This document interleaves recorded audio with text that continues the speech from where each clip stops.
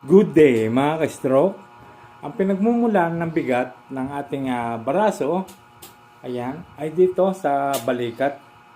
Ayan, mapapansin nyo rin sa mga na-stroke, nagkakaroon siya ng gatla dito at saka rito. Pagka matagal na siyang hindi na igagalaw. At yan ay nagkokos na bumagsak at nagiging frozen shoulder. Kaya medyo mahirap din siyang ibalik. Kaya dapat agapan agad natin habang hindi pa siya sumasakit.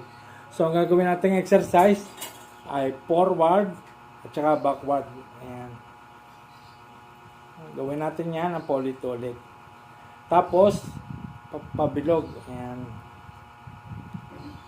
Tapos, clockwise. Ayan.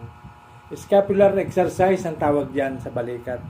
Kailangan dapat gawin natin yan para hindi ma-dislocate yung ating balikat. Pagka matagal na kasi hindi siya nagagalaw, bumabagsak siya. Kaya dapat ginagalaw siya na ginagalaw.